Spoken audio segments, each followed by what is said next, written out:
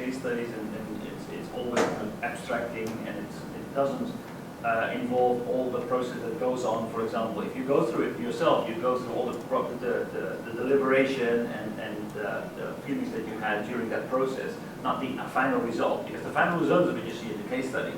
But all the doubts that you had, all the uncertainties that you felt during the process when you actually experienced that's the true added value of hands-on experience. Like from this September, I want to teach Confucius and Taoism this September in Japanese. And many professors teaching Confucius Taoism, but they do not have business skill. This sort of Confucius saying, what they say is nothing. It's okay, knowledge.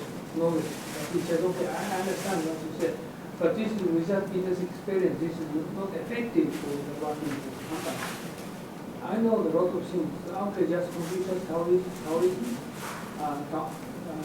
also a lot of things is that if we have business experience, completely different experience than what's going on, right? So in Japan, very famous Confucius starting professor, but all the people saying it's useless for business for people because they can get no message for them, just only knowledge. Yeah, it depends on school, I think, and the teacher. Like if they have the professors have real experience in the business world, and then they teach in school, then that's a different story. But I think it depends on the school and the Exactly. exactly. But that's the same inside Japan and outside Japan as well. We had a professor who was explaining about stock market theory, how to do effective portfolio management. But he never actually bought any share himself, not at all. So if you are really an expert in stock market theory and you never bought any shares, I mean, how confident are you actually in your own skills? Very strange. Yeah, I recently studied very heavily studying, also heavily studying Confucius. Now I recall what is the Oriental negotiation skill is supposed to be. But beforehand, I didn't understand, just only studied background American way of negotiation skill. I went to the States, I studied a lot of instruction, what was studying, I learned beforehand. But compare Westerners and Easterners, completely different how to negotiate. So this is because I studied Confucius. But beforehand, I didn't know that. But only the Japanese professors, expert of Confucius, he does not know what is a Western negotiation. He does not know business negotiation skill in Japanese market. So even if he's studying a lot about Confucius, sort of history about everything, but this is not so much benefit for us. I didn't know that. And theory and experience, those experience should be combined for management. Can I ask you one question about Accenture? New recruits, when they come from university, they also can enter Accenture. But how are they trained? Do they become specialists or do they become general? This is easy. Okay, just hire the people annual salary. How much is 5 million Japanese yen annual salary? Maybe less than that. The same amount of money they just give them training first year. And heavy training for 2 weeks, 3 weeks. And first year and second year, another couple of weeks. And third year, another couple of weeks. And also homework, a lot of homework. But everybody follows the same training, or people are? Same training. Really? So this is different from, for example, Accenture in the Netherlands. That's very much based on your educational background and where you are going to specialize. So it's very much target basically to create specialists in certain fields. So specialists are easy to sell in the Western market. Really? Yeah. So because, like for example, financial experts, even financial experts in finance, real estate, learn all that you can learn, create added value. But people do not know anything outside of that. The reason is Japanese students never studied in the university, or they studied in the university that this is useless because Japanese the education system is terrible, and they are teaching them some like liberal arts. Never teach them. A professor teaches, but the content is very poor, very poor. So they do not have business experience, and they just teach them logical. But decade, 2 decades, 3 decades, like just you said, some famous professor, economic professor or management professor. But this is useless for doing business in the current world. So Accenture understand, okay, we're going to evaluate anything about those past experience in university. Just Accenture select the name of the university, like Tokyo University, or KO and Waseda, and the other couple of universities. Any other university graduate, okay, they do not accept to take exam. Just only exam, they evaluate the student. And since then, they do not know evaluation for what they studied in university. This is Japanese university is so poor. This is the reason why. Because I sought to teach them at the famous university and asked them, I want to teach students because like liberal arts and 7 years ago. And their answer is, I know that the school master is many people. And their answer is, Clyde, do you have a doctor? No. Then he said, 100%, sorry, but our professor is everybody doctor. What? Yes, you should doctor. It's saying doctor, usually they don't have global perspective. There is narrow, scope of specialist area.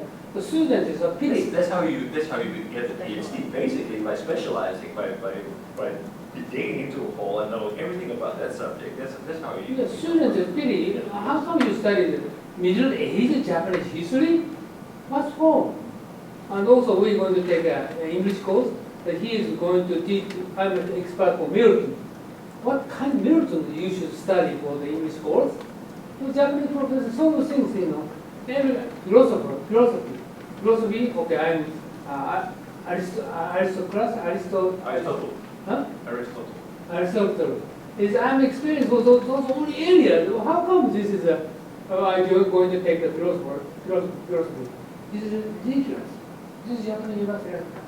Otherwise, he cannot get doctor. But this is probably the same in Western, Okay, Western society as well. just professor and the teaching teacher should be completely different, even in university. So the Japanese education system is one. So you're saying professors or like the people who specialize in one field, but teachers should be like the specialists for teaching? Yeah, it should be different. There are like a Japanese history. Okay, university professor should teach students Japanese history. Or he should teach Japanese history, not only the very focused on the Middle Age, Kamakura era. No, it's ridiculous. He should study for the old Edo era, and he should study on Meiji and Showa. I think everybody has that kind of experience, right? You have in university we had teachers who were really inspiring, who could really attract like full auditorium, like hundreds of people would join, and usually they were not the best scientists. They were just good teachers, so a lot of people would come. And so it means they need to clearly define the institute or research institute and university for teaching students separately. It should not be same. So, you had a question? Yeah, but it's okay. Because I'm interested if the management based on the management skill, Yes. the young people should study at the MBA or should get the MBA. This is my question. Yeah. So basically, well, there's different levels of where you can study management, but there are lots of subjects in university that are management, like business management. You have like advanced business management, a mid-level business management. You have MBA. But everybody, it seems like everybody is studying management because in the Western world, if you become a manager, you get a higher salary. So everybody wants to become a manager, even though they have not even worked any day in their lives. They want to become a manager. Yeah, for example, physics or chemical and mathematics, no problem. Okay, problem is management. Okay, how to manage the company, how to manage society, whatever. This is different. And in China, and my uncle, my aunt always say, if you want to get in China, the BA or BS doesn't work. You need the master or the doctor degree. So, but now. But not in Japan, I believe. Not in Japan. Chinese is different. Chinese people from elementary school, they are studying very hard. 12 hours, 14 hours, rather than Japanese 8 hours. Japanese people, they don't study. Just only for getting an exam. Dutch people don't study. Yeah, but this is different. Chinese is all the way to getting an MBA or whatever. They are studying 16 hours a day from 6 in the morning and 11 o'clock late at night. They are studying. Yeah. That someone's like studying. So he is very fluent in knowledge. But don't misunderstand, not just knowledge. Yeah. Okay. Judgment is different. But judgment is he should study in the the current business world. So he is still not himself, but he has heavy knowledge because study a lot. You study a lot, so. I like to study because I love to know the new thing. So and in my image, a lot of Chinese business partners are the MBA holders, right? Yeah. I think that's the same is true in the Western society. A lot of people go through MBA, and I think the main driver is not to become more effective or more efficient. The main driver is to boost your career, so to get higher position. So MBA is a good way to actually go ahead because, and we will talk about that later, but basically, since there's so little loyalty in Western companies towards their employees and vice versa, MBA is a very good brand name that you can put on yourself and say, okay, well, basically this enables me to go from company A, B, C, D, doesn't matter, because if I have this brand name, people will hire me. So we try to standardize and universalize our education, so to create flexibility in the workforce. So basically, by doing that in Japan, you are kind of caught within your own pool of people, especially during the days of lifetime employment. But we don't have lifetime employment in the Western companies. So in order to be flexible, in order to cater for the eventuality that somebody, a manager, is leaving your company, we have standardized education. So that means that we can easily replace. We basically hire on job description, not on person, on personality. And I talk about the professor teaching the MBA. This professor teaching China, and he said now to get the job, but everybody have an MBA. So MBA is a standard, but the important thing is not. The MBA is not important. The important is what school did you go? This is a key point. The professor said. So, Because so many graduate from MBA, or valuable to the higher name, higher ranked. yeah. But it gives you I think there's also maybe true in Japan. I understand that if you go to an Ivy League university, like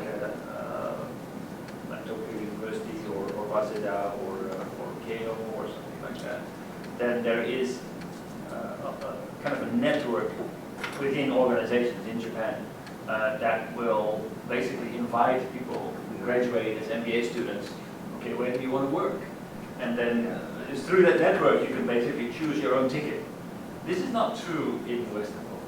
There is not such a strong bond between where you come from and where you can land a job. So basically what your question is probably true because there is a network and you could never just overstep the network, but the network in Asia is much stronger than the network in the Western world. Of course you have. Well, I think MBA schools have really strong network within the school, because that's almost like a main reason to join The MBA school. So I think MBA schools are really good. And I heard Maybe MBA is a little bit different.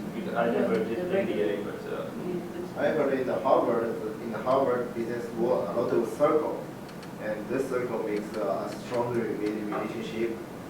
So after they Are with graduate, different companies already? yes.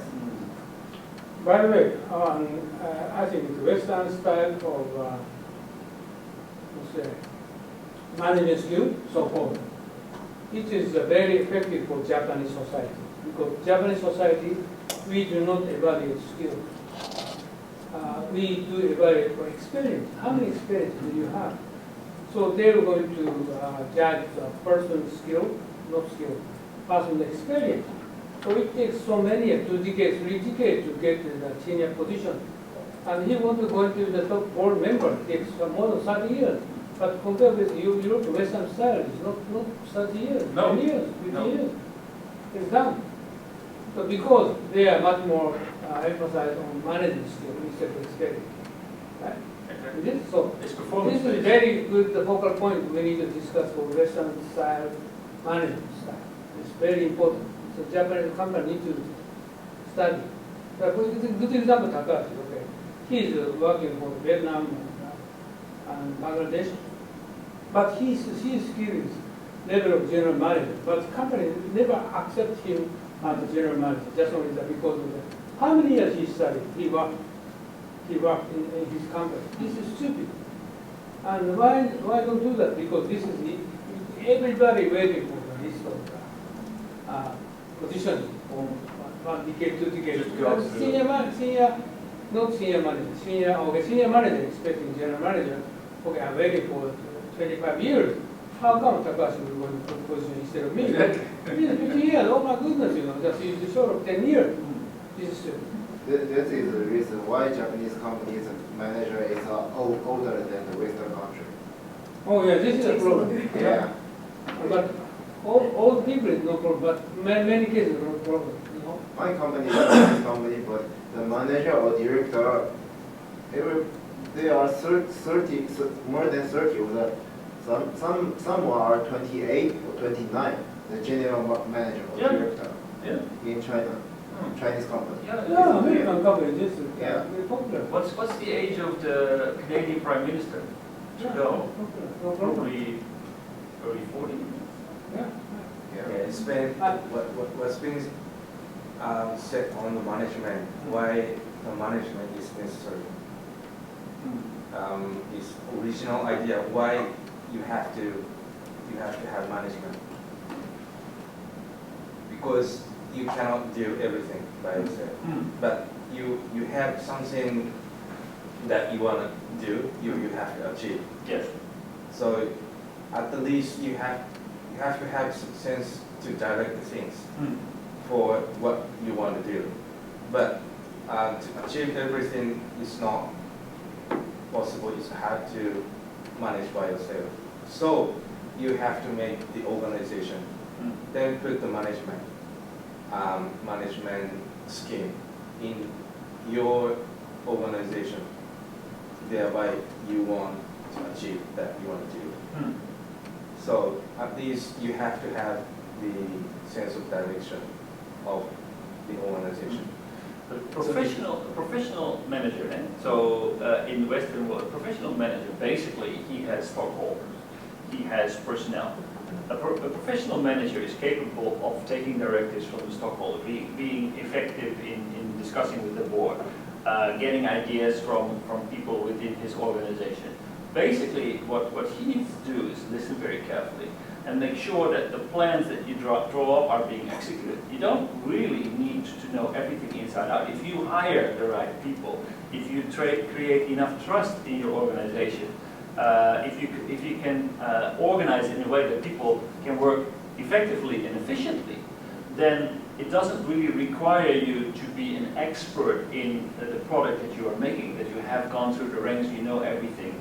If you are really truly a gifted manager as a skill, then you can be an effective general manager even at the age of 30, between 30 and 40, without having all the, well, of course, I'm not saying that is always the case, and it probably is more often not the case than it is the case that people are effective in doing that.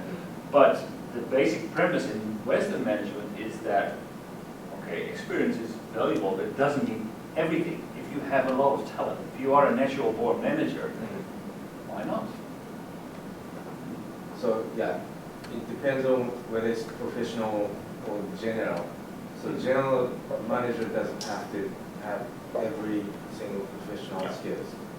So in diversifying your business, there's sometimes some professional skill that you don't have is required. So you have to hire the professional manager, even in the case that he will get more salary than you, even more than general manager.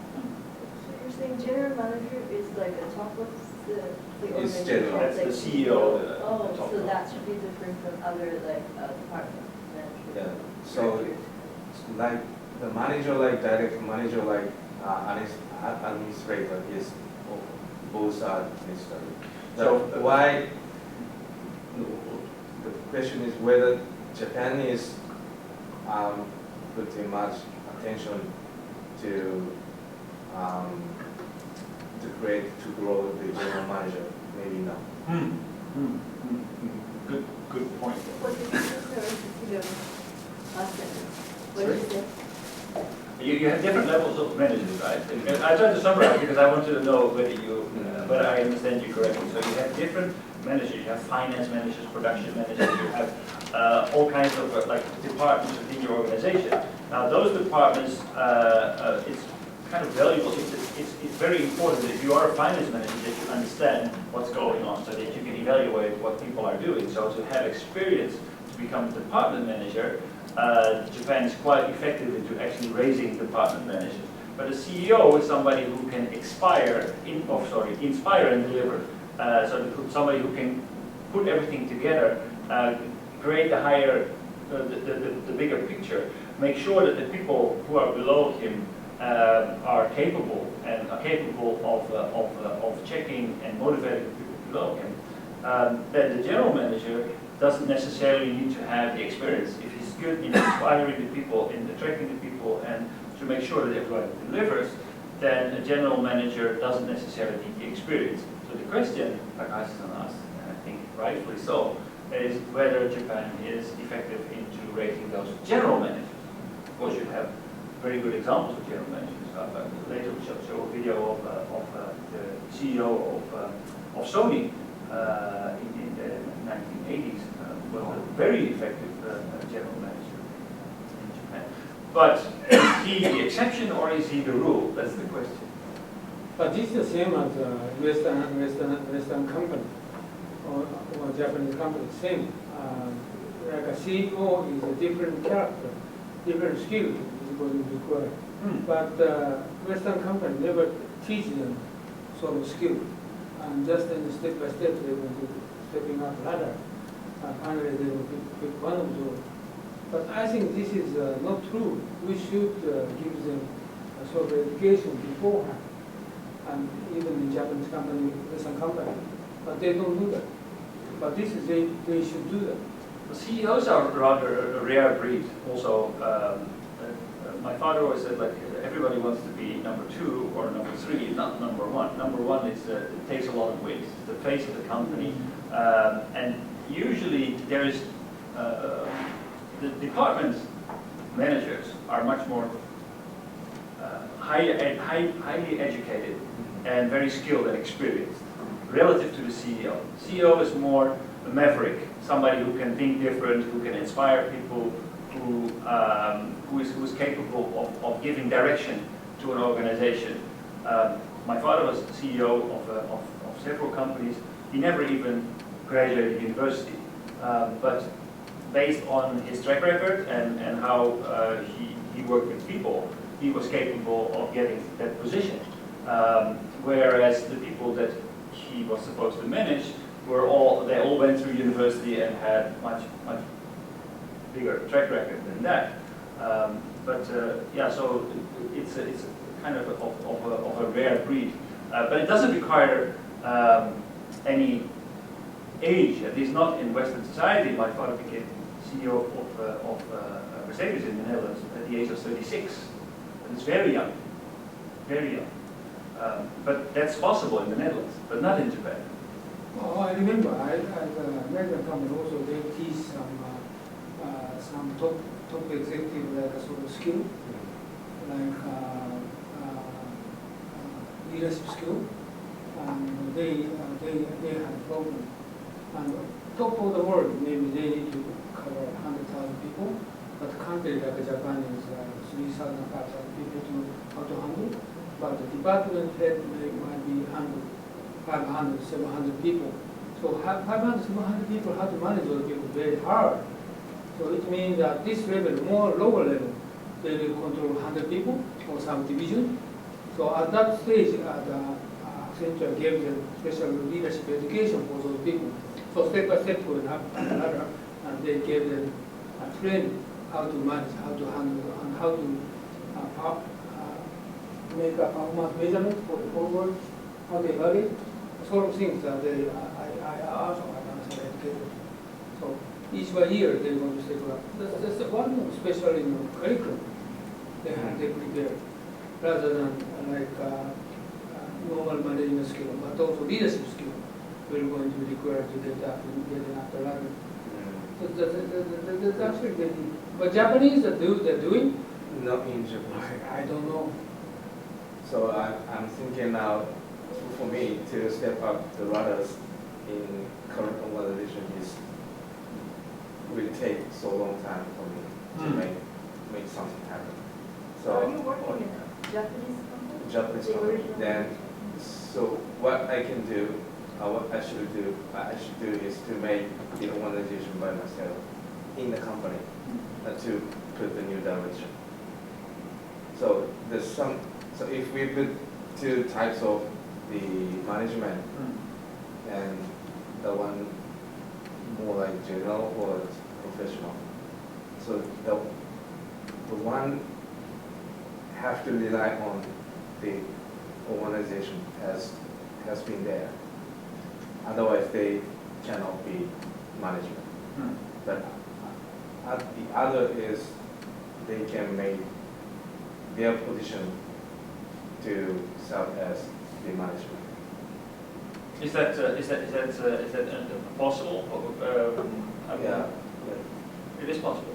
Yeah, what's right. What I read, and of course this is an amplification of the reality, what I read in Japan is that basically you get hired and then everybody goes through the same process and is frequently changing job rotation, and it doesn't really matter how you perform, but every year you will kind of grow through the system until you're kind of 45, and then at 45 then basically it's decided whether you become like a director or a bucho, or you go basically you kind of disappear within the organization.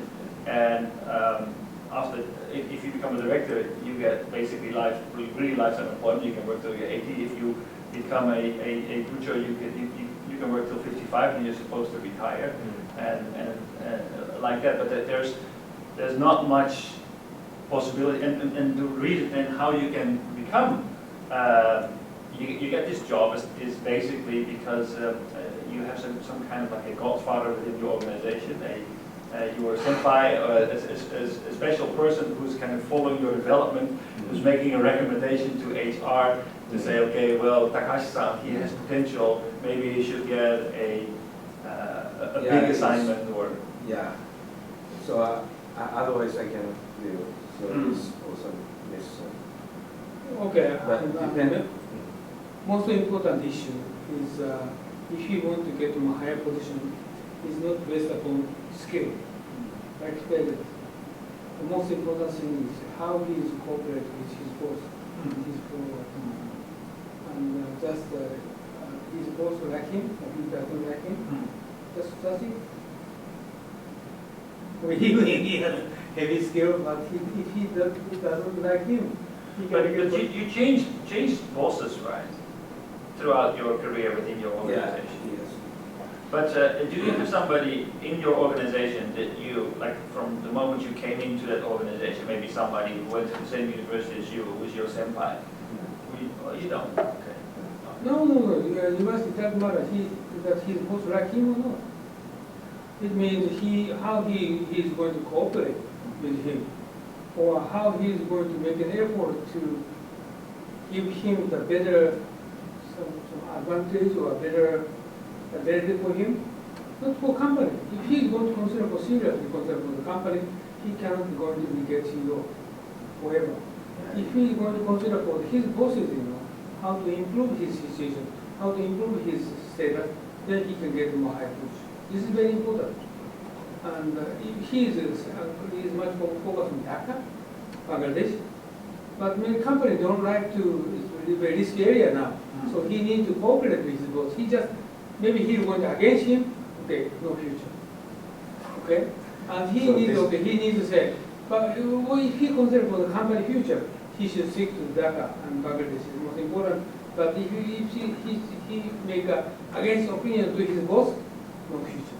That's very interesting because his boss should think about the profit for the company as well. So the goal should be the same, right? No. Should be. No. This is a fourth. Personal. This is a fourth. Okay. Usually his boss never thinking of his company's goal or company's future. Maybe his boss is one manager. He's thinking about his position.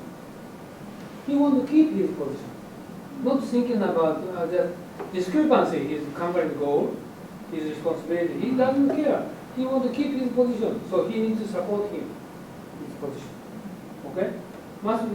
Don't misunderstand. This guy is thinking for the company's future?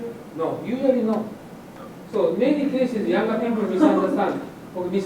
He is trying to make an effort for company's future, and then he just big discussion with his boss. Then he'll lose his future. No discussion with his boss. This is a basic thinking way of Chinese people say. Confucius or Taoism saying that don't against your boss. But isn't it dependent in Japan there's parties within the company, one party, the other one, and they're Factions. competing each other. Oh, okay. within the So company. you need to So judge. one is if he's following the one who's thinking about the company's profit You're on the right the train. most, then Yeah, the same he thing. can. Exactly what I understand. Exactly the same. That's just like a Sumitomo Chemical was my client, right? And I'm going to stick in one section. And one section is the top boss is retired, and all those people is disappearing. Okay? And I follow this line, so I do not have no future for this company. Okay? And in some cases it's easy to follow two sections. And this case, this one is defeated, this one remains, so it can sustain, keep on doing business with this company. But typically you should do that, but many people exist in that company. So even if I going to follow this section, there's many people involved. So not easy to take a dinner and lunch with those people. The other side is almost difficult to take care of the other side. So sort of things in the Japanese world. The sun is the same. So you're going to do the very careful. Okay, here you're going to 100% for sure. He needs to take care of his boss. His boss, yeah. Actually, I didn't before coming here, so I failed to take care of my boss. Your boss. Yeah. So I was. It's going to be very difficult to get to a new train, a new direction, right? It's probably very difficult for you to get on a new train, change trains while you are moving. Basically, I'm always changing the train. Okay. I have to change the train. You need to change the train. Oh, you mean change the boss? It's very difficult. But usually, the way it works, at least that's what I heard, is that you kind of need to have somebody who looks after you, who likes you, who's in good connection with HR. Then they sometimes have a talk, usually around the age of 45, when they decide, okay, who is going to end where in his career. And if you're going to be a director, or if they really appreciate your skills, and then maybe you kind of division head somewhere. And I hear this a lot of people in their experience drinking with them, well, basically they already know, like, okay, well, I'm never going to make a director, but I will definitely be the division head, for example. But you need to have kind of connection with somebody in the organization who's kind of like capable of changing course for you. And you need to kind of like wine and dine and have a very good connection with it, and the person needs to have a lot of trust in you. Yeah. So for that in the company, even in the company, what I have to do is to take care of my boss. So let him support me. But the problem is that if your boss changes, for example, or if you do not particularly get along with your boss, then maybe you need somebody else who can relieve you from your boss and put you somewhere else in the organization. Yeah, but Impossible. yeah, I helped before, but I lost him. So yeah. Okay, let's move. Oh, it's good. All right. Regarding decision-making process, and I'm kind of like stereotyping how things work in order to make the differences clearer. So in Japan, decision-making is notoriously slow. Slow decision-making process versus very quick decisions in the West. What is the main reason for that? That in Japan, decisions tend to be made from the bottom up. In Western companies, they are much more top-down. So in Japan, what you usually do before you even start talking about any decision that needs to be made, you start with nemabashi. Go to the organization, like have discussions rather vague about something that maybe you are intending to do, to kind of read the air as to whether you will be able to get support from this person or this group within the organization. So you are kind of like working your way through the organization to see, okay, well, if I'm going to actually make a proposal, then I can be sure that maybe this person will agree, this person may not agree unless I do something in my proposal that caters for this difficulty. So after you did all the nemawashi, then you will write a ringi, which is a kind of like a proposal where you, just like the kairamban, you put a thing underneath and everybody can stamp it with hankos. And so it needs to be stamped for approval. Now, this is a very long, tedious process and very much consensus-based. Whereas in the West, top managers, the CEOs, etc., are kind of like used to basically gather in small circles, be quick. The decision-making process needs to be quick, needs to be effective, and needs so needs to deliver results. So the decision-making process is much quicker in Western companies. Another thing that is... By the way, are you sure the Western country top-down decision? A lot of the decision-making is top-down. I believe this is so in my American company experience. We have very heavy consensus for decision-making. Really? Yeah, very heavy In America? consensus. Yeah. There's a board member, 10 members. We're going to need to 6 at least adopted this decision. So beforehand, we need to persuade 6 people at minimum. Otherwise, this is going to be defeated. For people, they're going to decide, okay, this is where we're going to pick this A and A and B. They need to ask questions and voting of those people. Then finally make a decision, this is going to be favored. It depends a little bit on what kind of organization you're in. Like in politics, etc., there's a lot of lobbying going on. There's a lot this of... is normal American companies. They board members, they're going to make decisions by among board. So this case is president cannot make decision by himself. So he's going to ask the board member, then adopt it or waive. This case is the issues need to be adopted. Okay, he needs to persuade the majority of people. So beforehand, before 1 week or 2 weeks, for a long time, Then he needs to persuade each by each, otherwise they will defeat him. That's, of course, that is true, but I think in reality, like we were talking about factions, about different groups within the organization, you also have factions within the board. So basically, there will be cases where you need to persuade everybody one by one, but very often it's kind of not that difficult to actually get a majority if you know just which faction to address. Also, I involved in Junior Chamber International, large organization, member in 100 countries. I was the chair before. These cases, we have heavy negotiation, lobbying activity. We want to take adopted or waiver for those issues and decisions. Let's make an effort to get final information. But all this decision-making process, everything is initiated from the top, right? Not from the bottom. A lot of no. Bottom of top. This is Westerners is democracy, right? So it means every time is voting. So they should get, even if he's a top position, he needs to get majority. Otherwise, he cannot. Sure, but not everybody is involved in the voting process. Yeah, always. Top people need to ask for decision.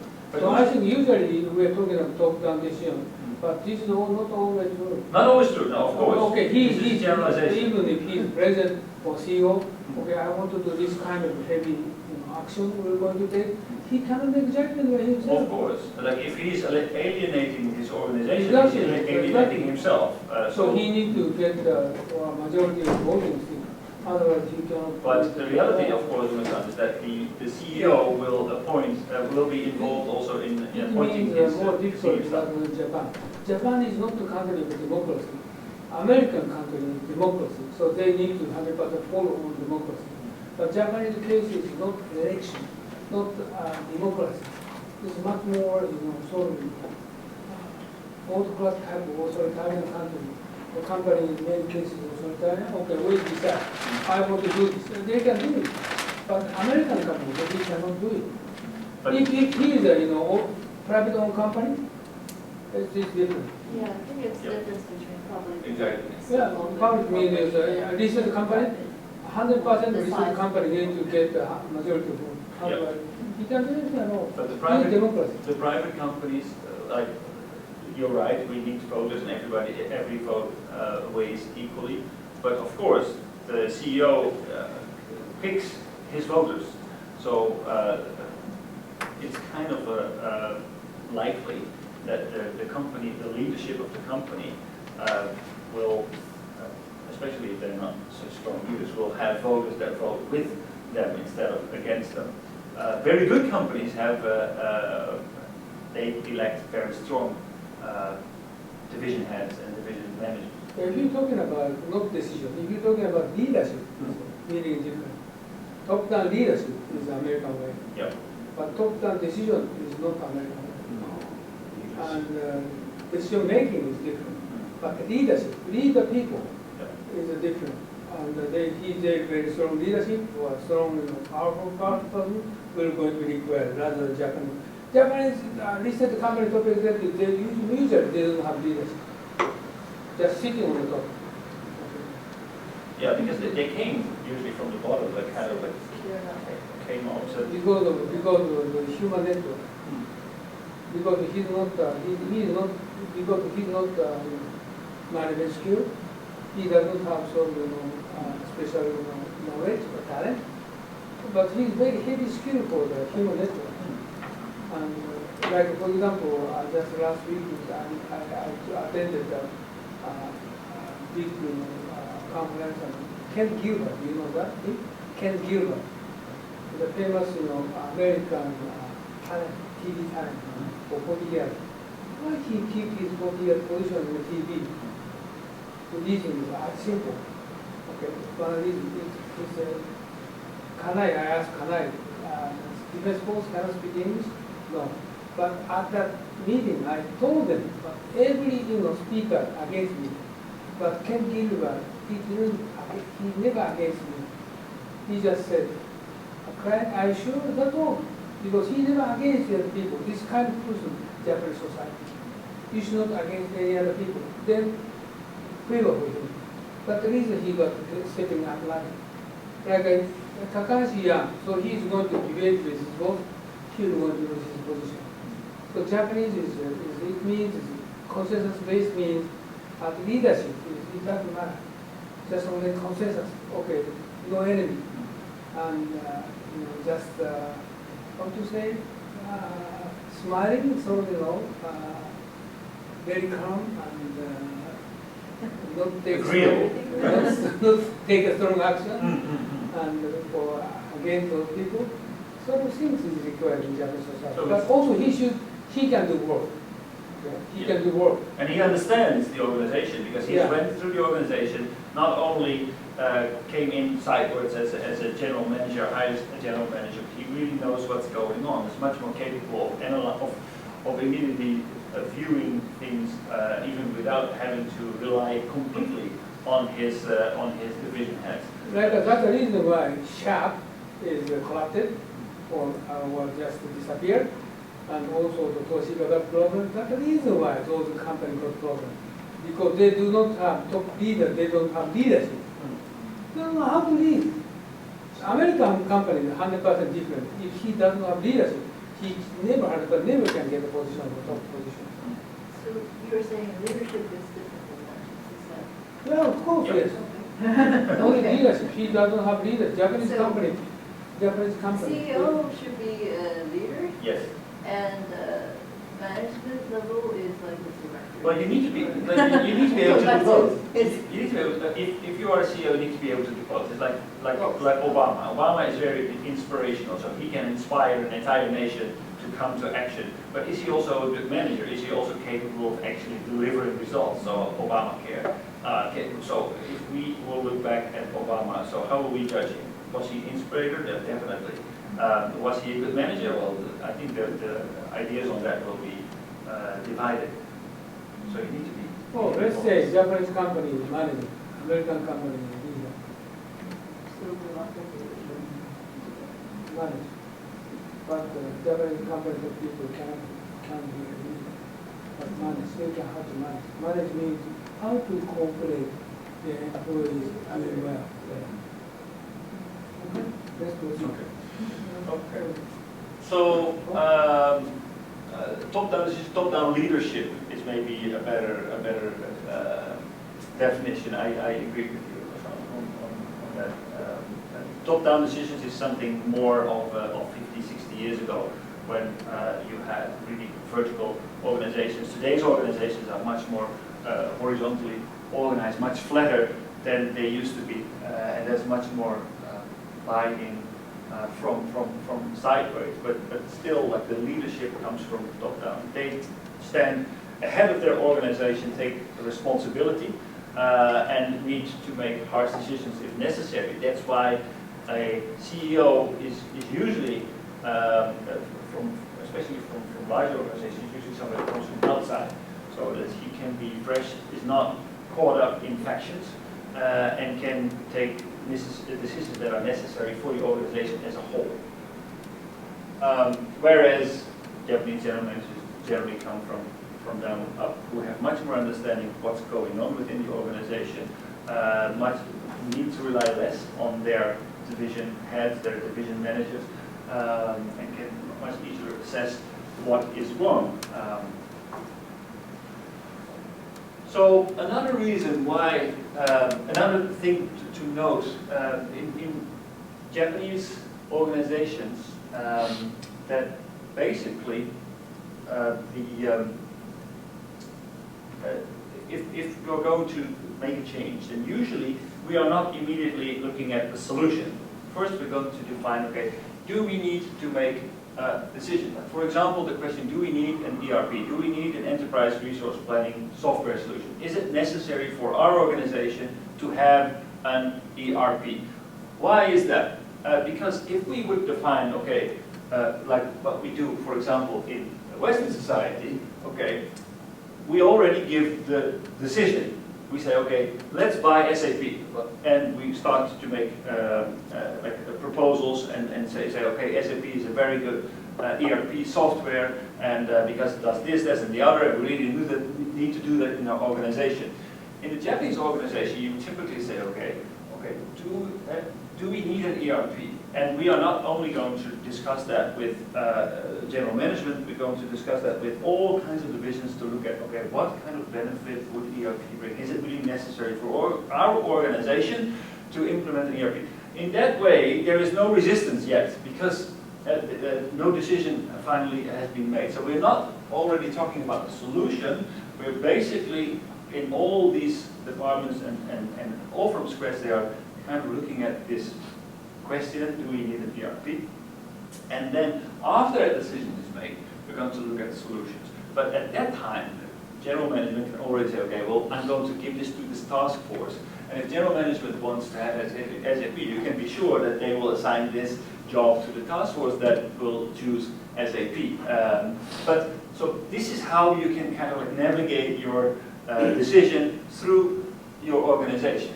In Western society, in Western companies, it's very often, okay, let's buy SAP, without the problem being completely clear. An example that I have is from a company called Solid Cemex. I was a project manager, and Solid Cemex had decided to buy ERP, to buy Microsoft ERP, and I was the one who was to implement ERP. So that decision had been made. When I came on board, basically the project had already been defined. And so I sat down with the project group and started to discuss the project plan. And then I discovered that basically this organization was in the process of acquiring another company in Czech Republic. And it was not part of the discussion yet. So how are we going to do that? Yeah, we need to integrate that. Oh, and have we thought about that? So yeah, well, it's still in negotiation stage, so we're not really clear. Okay, well, if you're going to implement ERP, it's very important to know what you're going to do with that. There was no discussion about that. There was no discussion about, okay, what is actually ERP? What kind of benefit is that going to bring to the organization? The decision had already been made, but after the decision was made, we started to discuss, okay, what kind of benefits do we need as a finance department for ERP? What is exactly required? What is the added value of ERP for production? What are we going to do with purchasing? These were all afterthoughts. There were some people in the organization who really drove the decision to actually buy Microsoft ERP without having buy-in of the rest of the organization.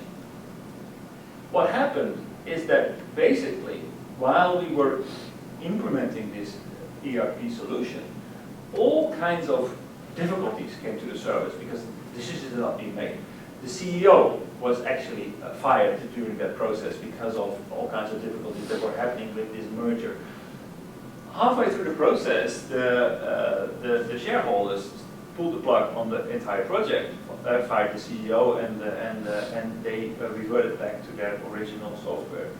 So this is not a unique case. This is something that happens quickly because we do not do due diligence. Basically, some people want to make quick decisions. They want to profile themselves as strong leaders. They know the software and say, okay, we need that, and then okay, let's run with it.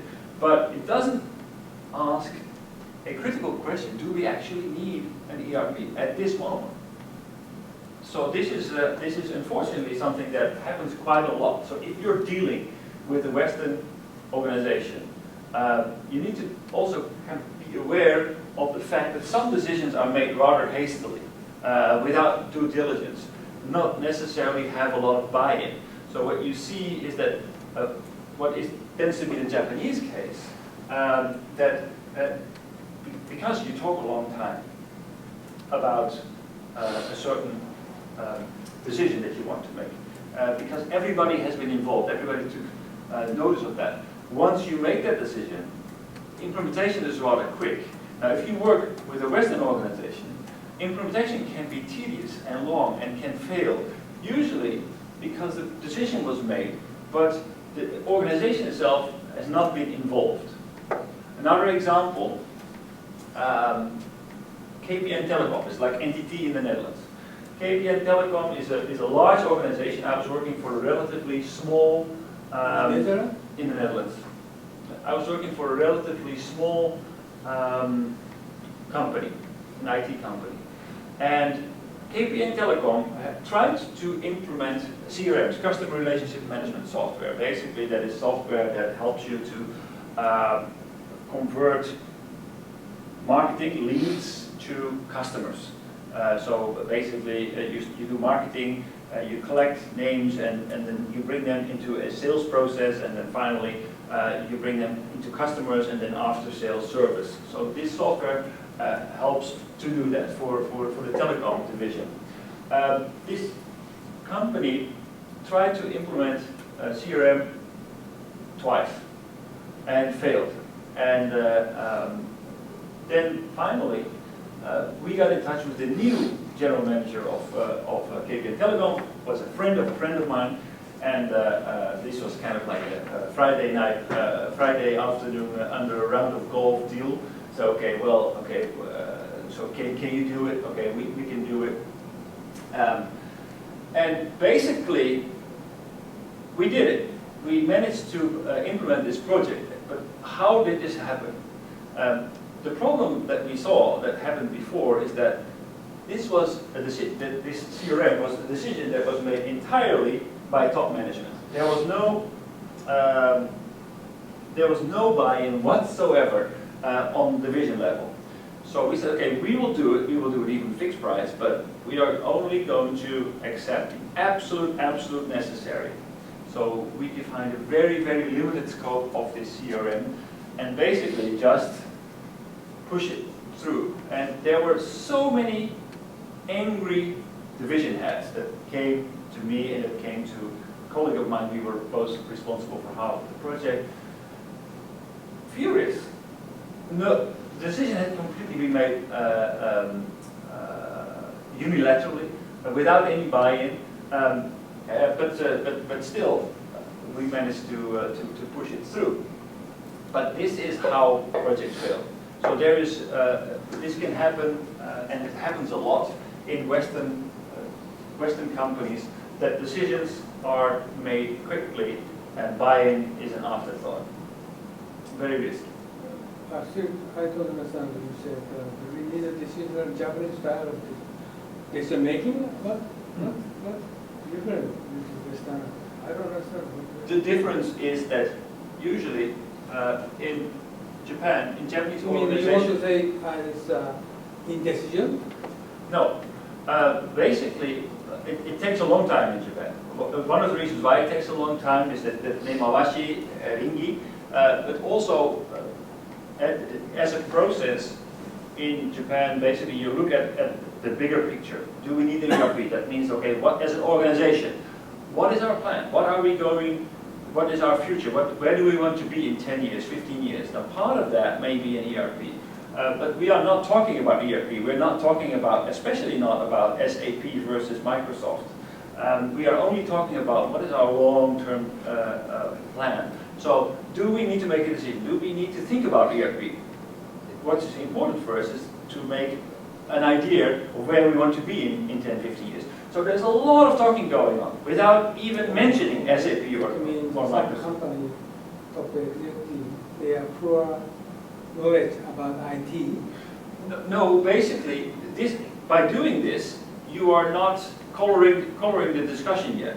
Basically, you're creating buy-in, because if everybody agrees that in 50 years we want to be this company, then we say, okay, well, if we want to be this company, what do we need? We need ERP. Yes, logically so. And everybody has already been studying in different groups within the organization, because there is a lot of buy-in already before the decision is made. So, okay, this is our vision. Okay, then the next decision, do we need an ERP, is very simple. Okay, yes, everybody can see, because this is our vision, that we need an ERP to get there. And then the next decision, okay, what kind of ERP do we need? That can be something that's given to a task force. Relatively simple as SAP or Microsoft. You want to say we need a lot of steps to reaching to the SAP? Yes. It needs a lot of steps. And in Western companies, we already kind of like draw we start with the conclusion. We need SAP or we need Microsoft without even thinking about where we want to be in 10, 15 years. Without even thinking about, okay, what does it really mean for the finance department? We hardly ever talk with the finance department. Oh, we will do that once we start rolling. You wanted to say the Japanese company is very long way to make decisions. Yes. To reaching the But final. once they make a decision, they're very quick to execute because everybody is aware of what's going on. During this process, there's already training on SAP, for example. In here, we decide we go for SAP without even knowing what we are going to do with SAP. So implementation is very slow. If that means SAP is a bad example, because in my case, I just exactly what I did for more than 20 years. And Japanese companies, how they want to make decisions, it's very easy. Next company, they decided to adopt SAP. Okay, we'll do it. Sort of Japanese company, sort of decision making, they will do. Instead of what kind of objective to implement sort of ERP or this is whatever. The versus American company, okay, the other competitor doing whatever, they don't care, but we need to implement SAP. Japanese company is different. Okay, competitor implement SAP, okay, we'll do it. This is a decision they're going to do it. And it means that Japanese company, some society or team or group, even including competitors, they try to do the same way. So like oil company, chemical company, like out of 28 chemical company, 26 company implemented SAP. This is crazy, okay? Because this is easy. These competitors implement SAP. So Japanese companies, they're very easy to make decisions. How much they spend? Okay, 30 million. Okay, we're going to sell 30 million. They never ask me to discount 30 million or 30 million. This is crazy. And how about this one? But how about they going to ask, people ask me, how about competitors? They don't consider for anything, but they do not make decisions. It's simple. Okay, this is a sort of Japanese company pitfall. They're making steps. They want to do the same way. It means his position will going to be kept or he will not be criticized. So that's only those people. Because of that, I told you, those top people usually they do not have leadership, and they only consider for how to manage the company. So they try to take the same way to the computer will do. Well, this is something that's actually universal because what you're describing sounds a little bit like what they say in Western world is like nobody ever got fired for hiring or buying IBM. It's a kind of safe choice. So if it goes wrong, the manager who made the decision will not be judged in that way. My case is, one example is, I made a lot of promotion for Sony for training, and their final conclusion, we're going to hire Accenture, is much more safer instead of hire you. So they try to avoid their risk. And if I'm going to make a training and fail, this general manager will go take responsibility. The same reason why people want to hire MBAs, because if the person fails, at least you have something. Yeah, well, why did you hire this person? Not because he's your friend, but because he has MBA on his suit. So it's basically. The other example, when I was the manager of an outsourcing company, I went to the Mitsubishi Food Corporation, very huge company, and final signature was state of signature. And he asked me, the top people, top person, asked me, your company the profit? No, they visit. And then finally they cancel it. It's crazy. It never happened in the States, you know. It's crazy thing. The Japanese company, they try to only, we don't do business in Japanese company. Right? We'll just woke up. For the third line, I feel like there's a cultural background behind that. When we try to make decisions, both Western and Japanese culture, when we say we do it, we do it. But in Japan, we try to do it with the consensus of, with understanding of the people around and within the organization. But on the other hand, Western society, they say if they say they'll do it, they do it. But no matter what other people think, kind of way. Exactly. So I think that also make a difference Yeah.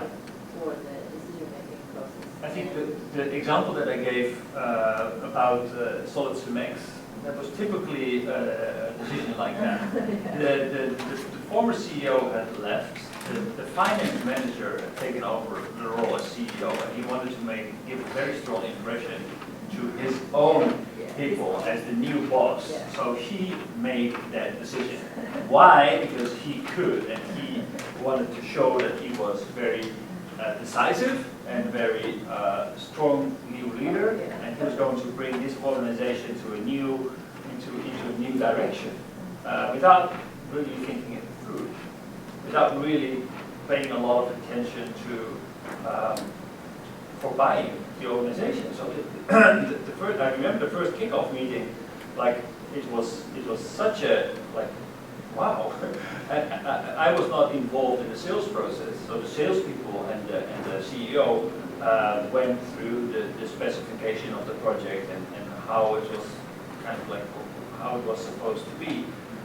So I was kind of like in the kickoff meeting, I was kind of verifying how we were going to implement it, and then there was so much confusion in the room from the finance people, from the production people, like, what? No, this is not how we work at all. This is completely nonsense. How can this be? So that already was like, I need to involve the salespeople back, and we need to verify again what we have actually agreed upon. So that's when we actually started to engage in the sales process. What it should have been done in the beginning started after the deal was already sealed, signed, and delivered. Because it was just not a very good, well thought out decision. Basically, it was just a no, he had too big of an ego. Yeah, it was a very bad CEO. So. So I have a little question. When you say Western management or Western way, Yeah, Western does style. it include American way? Like Yes. Western is not European. It's not European. Well, I don't have experience doing anything in the U.S., so I'm not really sure. But I'm not really aware of much differences between the way in the United States and Western society. I think modern, newer societies are more flatter even than in the United States. But when we talk about startups, etc., they're even flatter than that. So it's probably not that much different. At least not that I know.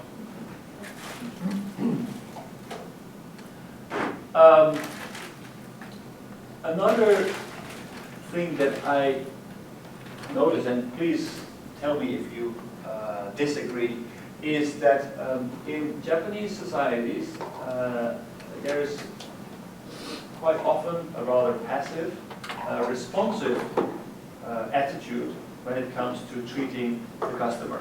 The customer basically decides, the customer asks, okay, I want to have a request for quotation. Then the supplier makes a request for quotation based on what the customer wants. The customer wants to do this, okay, we follow the customer and do exactly what the customer asks. When in Western society, it is very much about, in Western companies, it's very much about proactivity. We are not going to wait what the customer wants. We are going to be suggestive. We are going to drive the customer. That means that on every level, we want to know what's going on. The salespeople are constantly around the customer, having discussions, having dinner, and always looking for opportunities to see what's keeping them. Involved in whatever is going on, making proposals, even unrequested proposals, completely controlling the customers.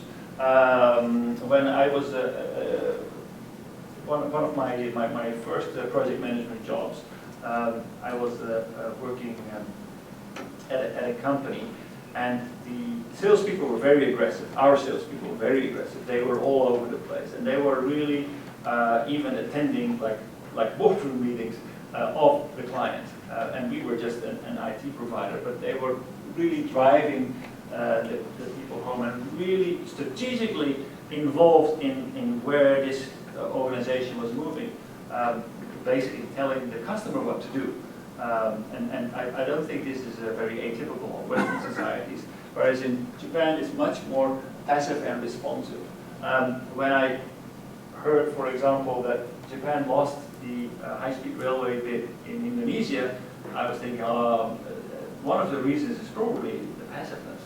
The customer asks something and you're just going to send a proposal, and that proposal, that's it, that's what the customer asked for. But in Western countries, we can immediately follow up, start to discuss it, look for responses, see how we can change it, how we can position ourselves even better, completely try to manipulate, influence the decision-making process, see if we can make a follow-up with.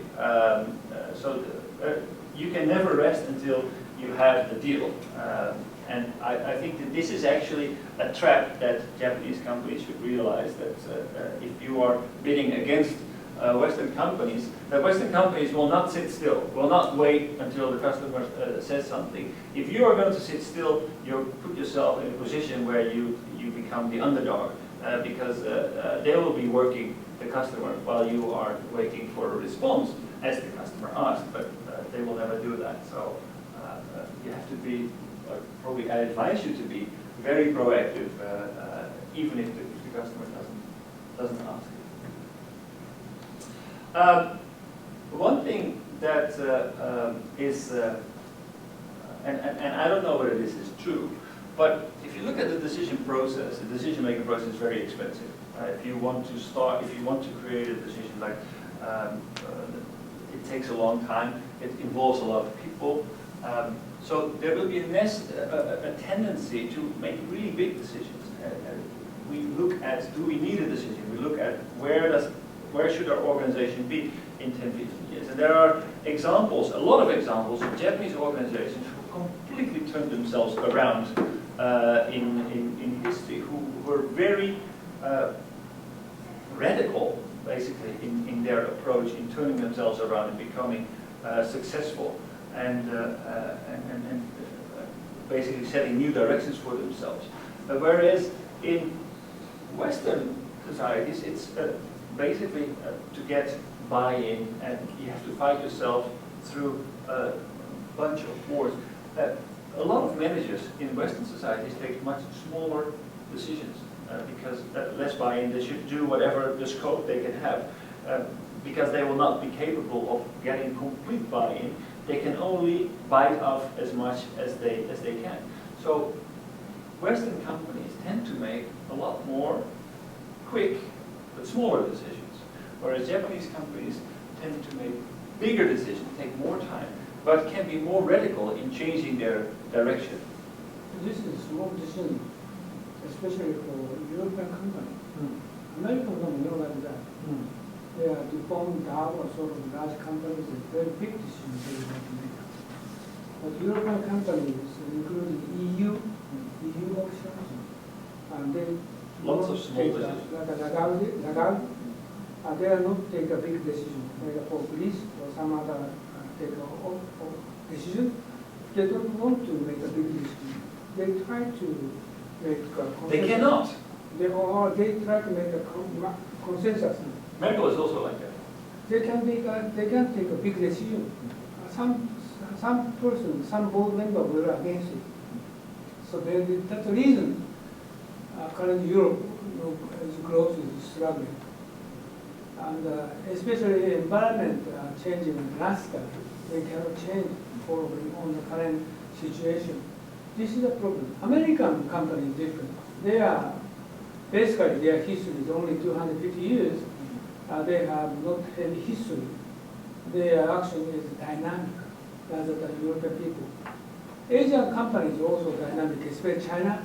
It's a big decision, they're easy to make. But only Europe is, they can do it because of history. And also they came from more it's like they have name of a house or some kind of people that they have land or something of private history or something. So that they don't want to make a big decision. This is a problem. They don't talking about these issues, but including Brexit, everything. The reason is behind the scene. They cannot make a big decision, right? They try to not just cooperate with each other. It's stupid, but they just not take a big decision. But it's impossible. Maybe they want to make a big decision, but there is not enough power. And in general, the decision-making process needs to be reduced in scope in order to get it through. Because there's not a lot of the scope is just limited. How do I say? I don't know the actual word. Like a Britain, like cozy. Cozy. Cozy. I don't know what it means. Cozy, it means like comfortable. No, not comfortable. Different. Cozy. No, different way. They just try to cozy. This is cunning. Cunning. Using cunning. C-U-N-N-I-N-G. Yeah. Oh, cunning. Yeah. Cunning means sly. A little bit. Sly. Sly. Sly. They are thinking about around surroundings and European countries, everybody, and they try to get advantage. Or he himself is try to get better conditions. Okay, we want to, put opinion. We want to get advantage. Okay, like we want to join the free market instead of immigrant. This is sly. If you should be more fair to doing business. But British people, I don't know, European people the same. German people the same. They try to get, they themselves want to get the advantage. This is the problem, that finally they only can do the small decision. They can make big decisions. Like you can see the Johnson, or you can see the Howard. This is selfish, right? Or he himself he get the advantage. Yeah. Oh, he doesn't think about their country, or he doesn't think about their nation. So many people, it's the same as they don't think about his company. They want to get his position. Many people think that that's the reason why European people make small decisions. American people different. China company different. China company, everybody think about, many Chinese is right, but they're going to make a big decision. I don't know why. How do you think? This is American is different, but China is different. Right? Europe is different. Huh? Yeah, I feel the same because I was working for America. Yeah, I don't know that what they're going to make this. We usually tend to make smaller decisions because there's a limited scope of control and there is limited attention and inclination for managers to actually step away from their daily responsibilities and to really sit down and say, okay, where do we want to be in 10, 50 years? That is a kind of like a discussion that people in Europe do not feel very comfortable with because they feel, oh, I have too many immediate things that I need to attend to. I need to make sure that my cost is under control, that I have enough resources to actually meet my production targets.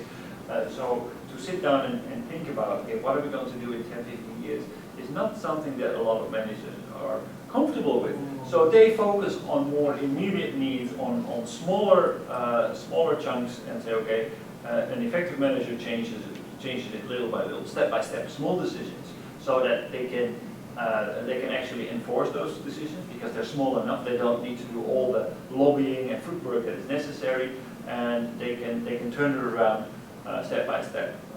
Speed of implementation is important. If you are engaging in a project where you will deliver results in a year, 2 years, 3 years, there are not many organizations that have the time to do that. One of the very popular project management methodologies at the moment, and almost everybody is doing it, it's not the typical waterfall project management methodology. The waterfall project management methodology is basically defining a result, and based on the result, you're going to calculate your way back. Okay, what steps do I need to take to actually get to that result? And based on the size of the project, that could go back in months or even years, even decades, if you're talking about a very big project. So that waterfall project is really like cut out. But years, that is a big threat. In Western society, we say, okay, well, we don't have years, and we don't know what will happen in years. Maybe our entire organization will change, and we need to be flexible. We need to always be capable of adjusting to this change. So what we end up doing is creating very short projects, only 1 month, and we create functionality as we go. Basically, in terms of software programming, for example, we create, okay, what are we going to achieve at the end of this month? And we're going to make that, and the user and the programmer are sitting next to each other, and we are making small incremental changes, delivering results almost on a daily basis. So that's the level of decision making we are capable of doing.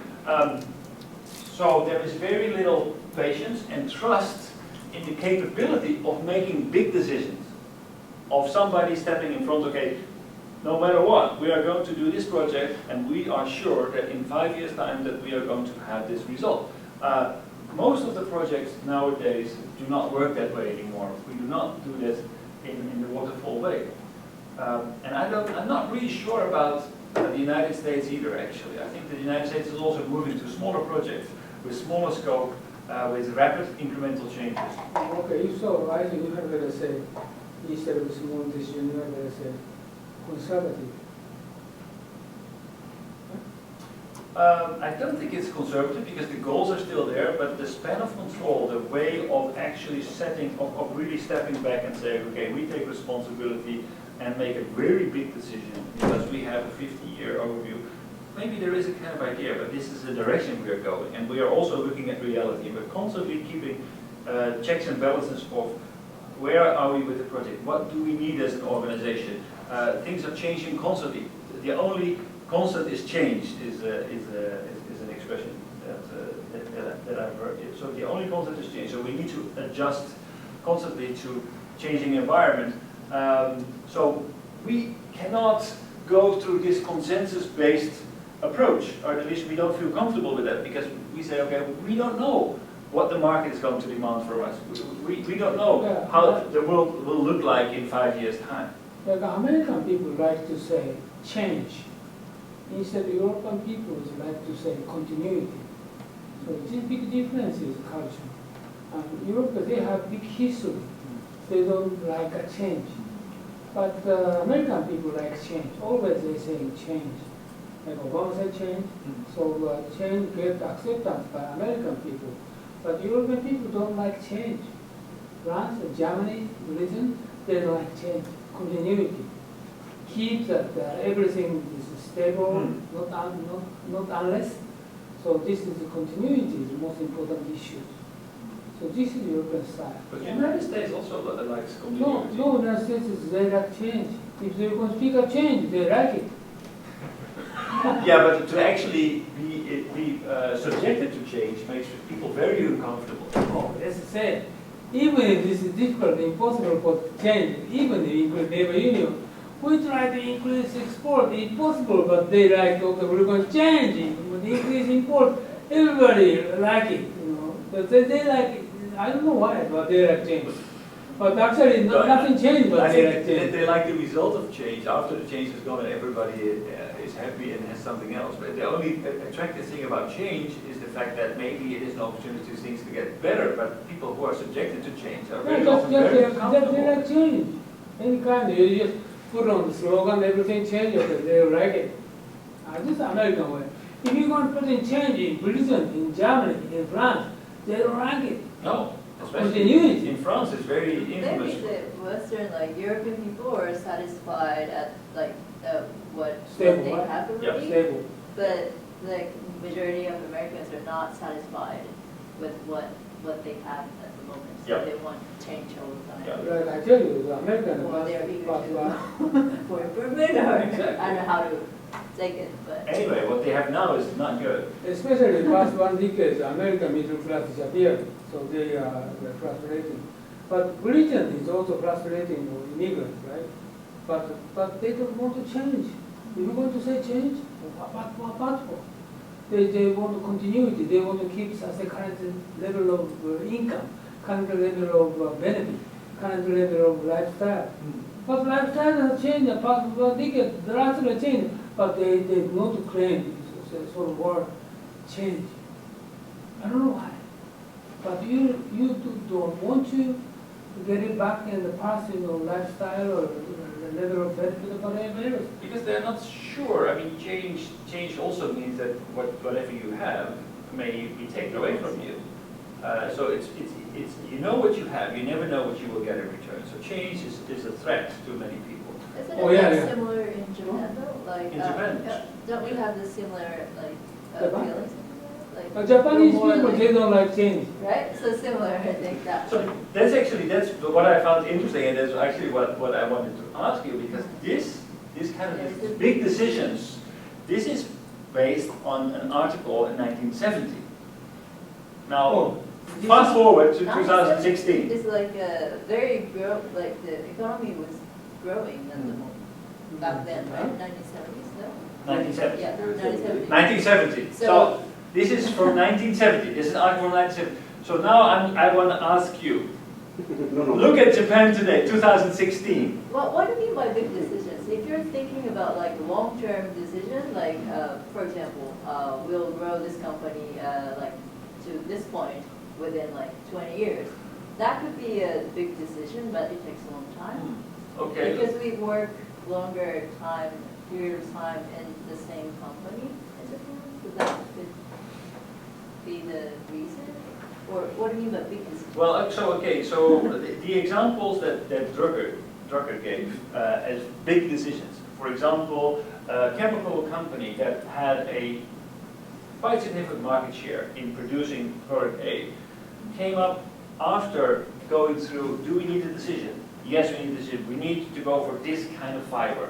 What they did is, instead of maintaining their market, they completely put their organization upside down and started to create this new fiber, completely ignoring their existing market. And this is something that a Western organization would never do. They would kind of like fade out their old market, try to maintain their old customers, and then try to introduce this new fiber and try to see if there's a market for it. In Japan, the organization who was having a market, who was having an organization in place to serve that market, drastically changed around completely, reinvented itself and started to do something else.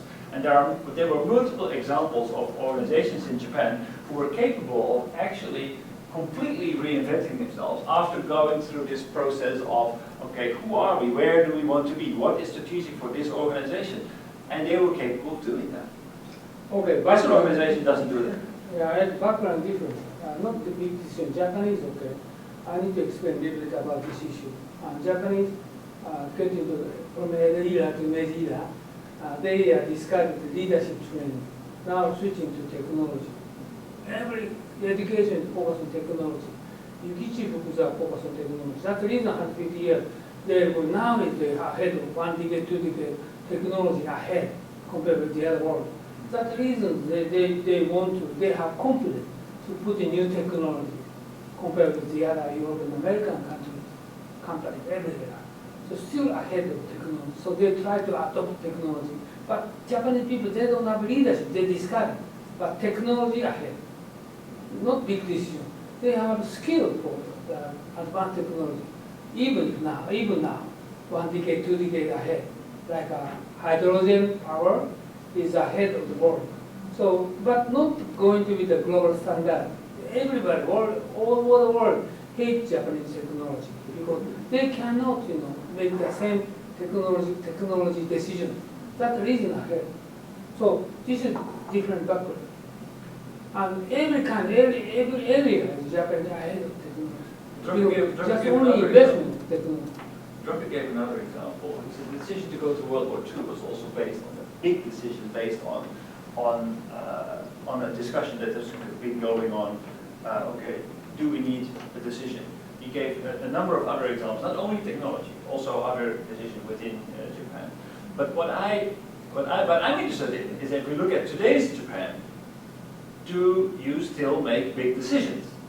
Are Japanese companies still capable of completely reinventing themselves, turning themselves around, making a decision? Okay, we are going to stop here, and we're going to turn this 180 degrees and go in a different direction.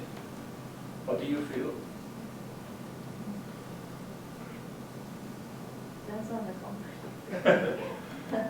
Well, they're small to like medium-sized enterprises who's not doing well, like continuing what they're doing since like ages ago. So they're trying to change using their technology into different industries or in different field of products. So some are like that, they're making big decisions, but I'm not sure about the big companies.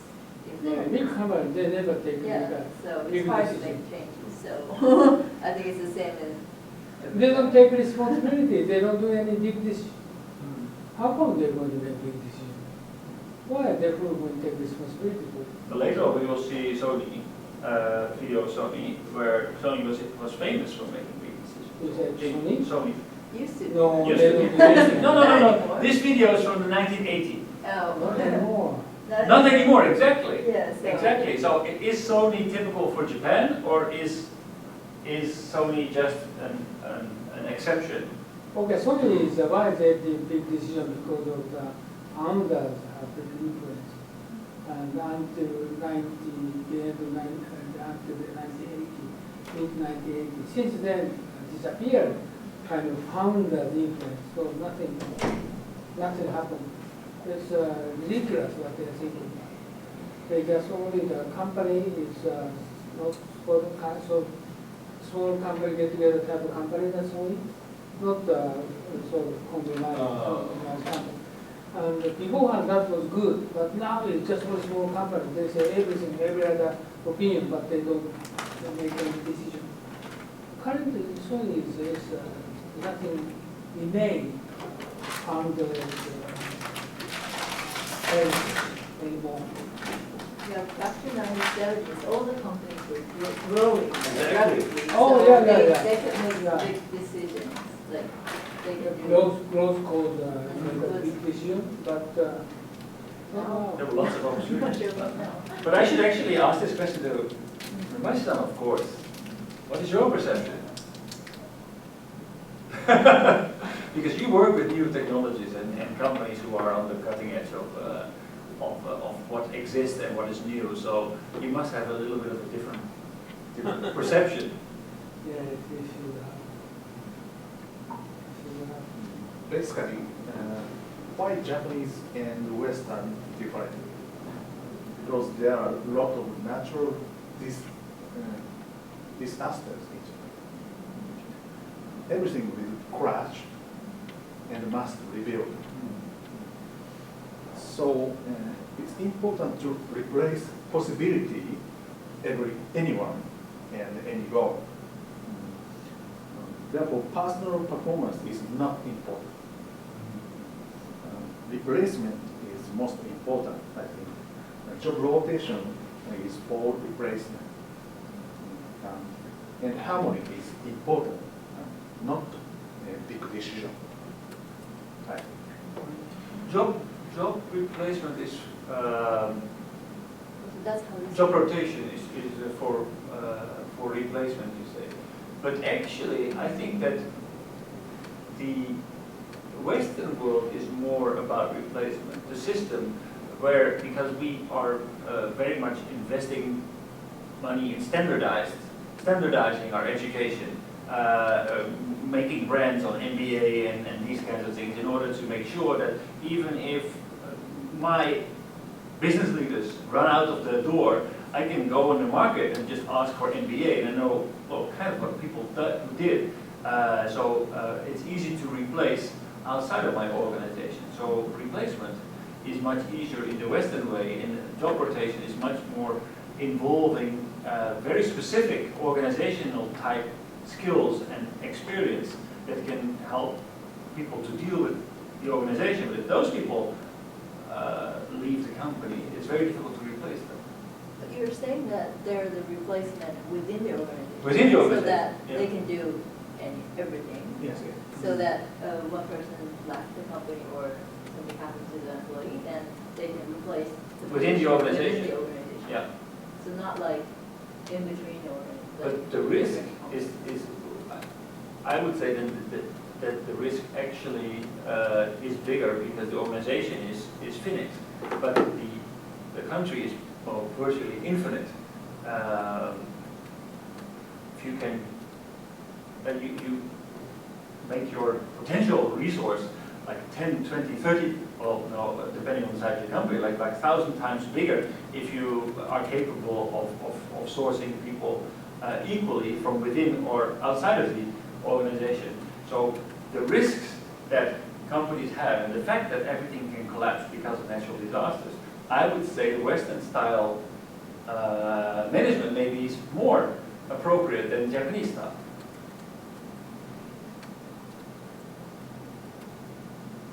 I'm not sure you're on the same page. No. So I understand what you're saying, and I understand what you're saying, but I cannot combine you both. So why? So it does make sense to some extent that you are capable to be flexible within your organization. On the other hand, it's kind of like if you're really prone to natural disasters, the bigger the pool, the better it is for your organization. So that in that sense, Western style management may be more suitable to actually be capable to sustain yourself even after a major catastrophe.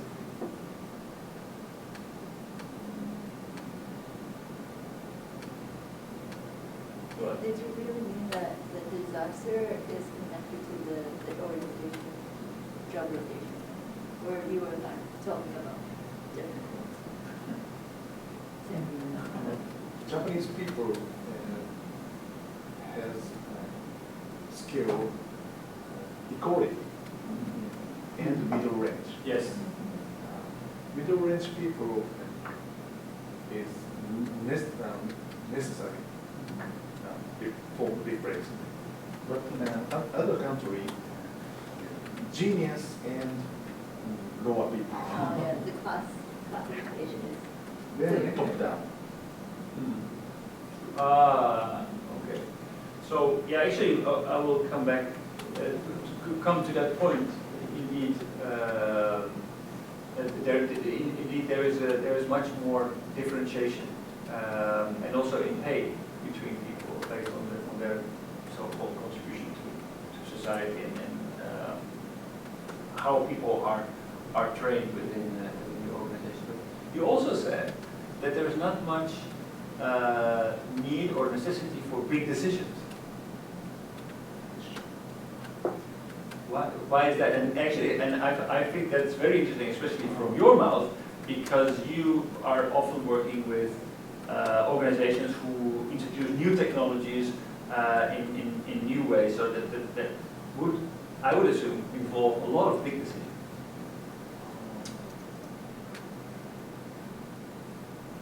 Maybe no necessary leadership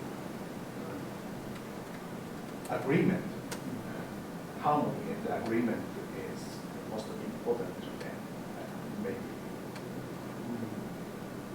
Is most important for what?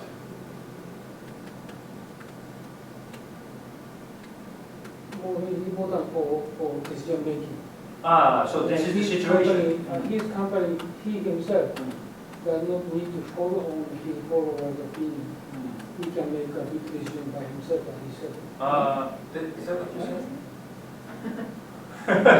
I don't think yeah. Maybe the result of the forward is their feeling and atmosphere. Japanese people like that atmosphere of the harmony. Just like in mind, they don't like conviction each other. Yes. And they want to keep the pride each other. Then, maybe I think his answer instead of him. It's my idea. How about you? So I think that harmony is important. So, for example, also one of the reasons why the question, maybe the question that people have in mind is not basically put on the table and not in order not to polarize the discussion, in order to have something that you can look at generally without actually asking the question. But okay, do we need a decision that's kind of forward-looking, non-confrontational decision that people can make without disturbing the harmony within the organization? So I believe that is the case, but the question remains, like people, organizations that are going to adopt these new technologies, that usually that means that you have to break with what we were doing before and go in a new direction. And what I'm wondering is that in your experience, do you feel that in the 1970s there were companies that were capable of completely reinventing themselves? I say, okay, now this is for our future, so instead of trying to kind of like go half-half, what most of the Western organizations would do is say, okay, well, we need to maintain our customer base, but we can start experimenting in small projects, see whether this new technology will take off, yes or no. But you are talking about new technologies. I try to, instead of him, I try to speak about it. Probably he's thinking is Japanese society, okay, the CEO need to make a big decision. At that time, he neglected harmony. Like Uniqlo, like Mr. Song, or the other, I can't say the president, I forgot the name. But all those people neglect the current harmony. He did his make this big decision by himself without any acceptance of the other board members. Otherwise, Japanese society cannot make any decision, kind of big decision, because the majority of people are against it. So, okay, big decision. Can he make the big decision, neglect the opponent people? Otherwise, he can make a big decision in a kind of big company or bigger company. Where does the 7-Eleven CEO come from? His name is, what's the name of his name? I forgot.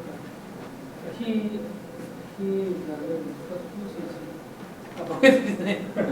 But those people, like, did big decision. They never follow on the other member of board members. Neglected. No harmony. So if you're going to follow on Japanese typical harmony or like a management style, the CEO cannot make big decisions. I thought he said like that. Okay. No? I thought Funabashi made a really good point about like the fact that we have natural disasters, so that we had to change kind of thing. So we are still responsive and passive, but still had to make big decisions based on the natural disasters and things that came outside from. So we were kind of like put under pressure by nature. Yeah, to that's make also part of big our changes. technology. No, sorry. I'm trying to understand what he's saying.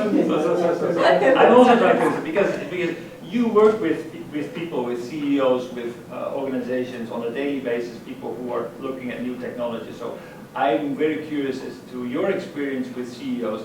Are they big decision makers, or are they incremental decision makers like most of the Western counterparts?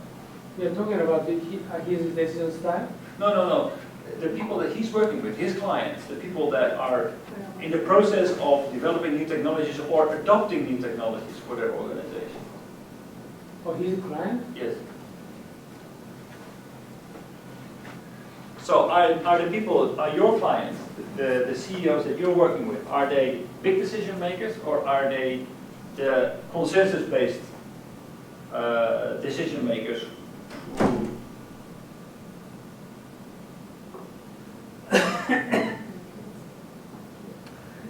The decision is very limited, and probably bottom case is many. I see. So yeah, he's So even in your case.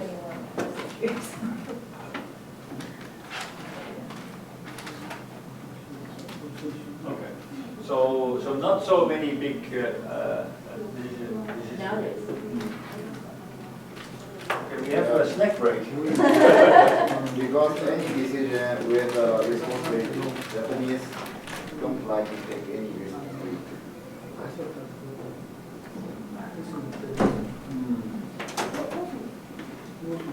Before I work for a Japanese company, they'll have a meeting and they make decisions. Okay, you can make the deal, but can you take this responsibility? Everybody talk about this. And everybody, I want to take this. I mean, I will not.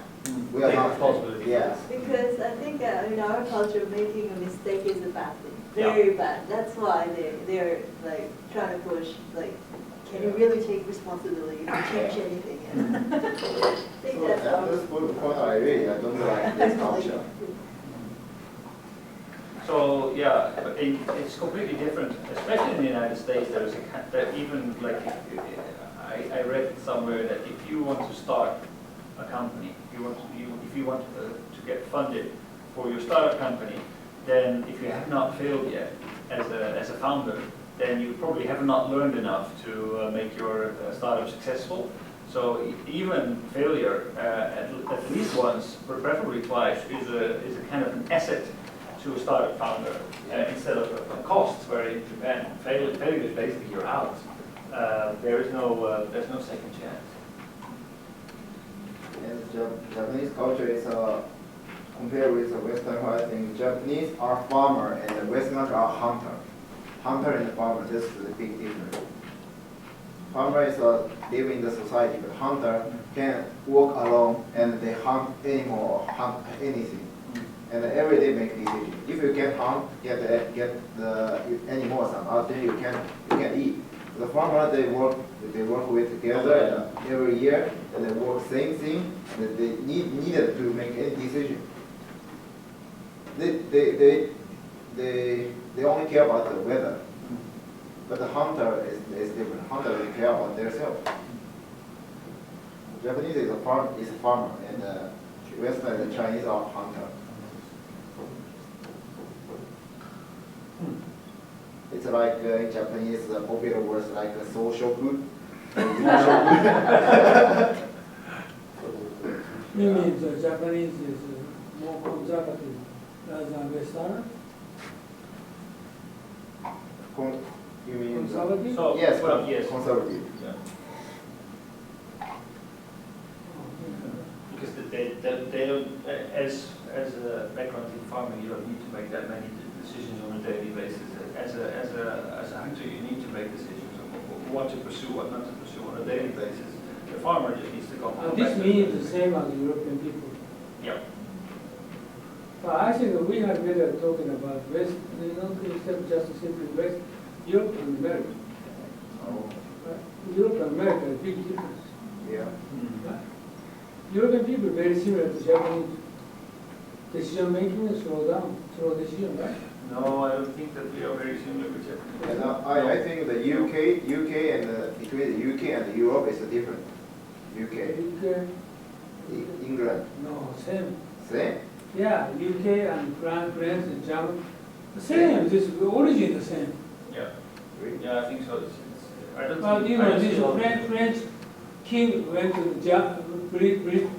Britain, right? Yeah, I know. Same. I think- German, French, British, the same. Right? I don't think there's a lot of difference in business culture between France and England, Germany. Just only language different.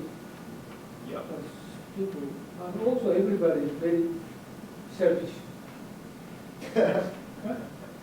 True. individualism. So, Individualism. Okay, this is the right way. Right way. Can I open Japan just for one point? The reason why we are not really good at, we consider making mistakes is bad because I think we value history and we want to continue the history, like to keep the company as long as possible. So I think that way we don't want to make But mistakes. that's how you evaluate mistakes, of course, because I don't know exactly who said it and what were the exact words, but a mistake is an opportunity to learn. So if you don't make any mistakes, you don't learn a lot. The only is is that the scale of your mistake is kind of important. So if your mistake is threatening the future of the company, well, that is a big mistake. But if you're allowed to make small mistakes, you probably learn a lot faster. By taking calculated risks, you're much more capable of learning things much quicker and therefore actually taking service to your organization. So mistakes definitely serve the purpose, I think. Well, what I support what you said, Japanese company, many company, they try to avoid mistake. So everybody try to make challenge. For the company, Yeah. they try to avoid mistakes to keep the good reputation. Yeah. Yeah, to last the company as long as possible. I think that's part of the. So Japanese company, nobody make a slogan like a challenge. They say challenge, but they try not allow mistake. Very careful. In our company, we constantly make mistakes, almost every day, because we are deliberately making mistakes, because we're trying stuff. So we're just basically throwing things at a board and see whatever sticks. So we try this and that and the other, and say, oh, this doesn't work, this doesn't work. But it's calculated risk. Every day we make deliberate mistakes, because we're basically just trying things and see whether it brings us. The big mistake is not making any mistake, and without having the experience of failure, making a decision on where to go, without actually having tried and see, okay, where would this decision actually lead me? Or is this the best way? Without trying that, without being prepared to fail, you're making actually a much bigger risk. One, by not doing anything, because you don't know, you're too scared to do it. Or two, by actually making a big decision and going in a direction without properly testing it, without actually having gone through mistakes and learning from them. So I would say that allowing people to make mistakes is actually very much a benefit to an organization and actually helps you to reduce risk. So it's kind of a misperception.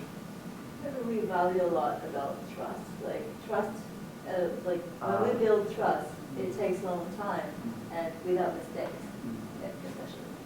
So the reason why we can be passive or responsive is because we already have trust between companies, so we don't have to compete with other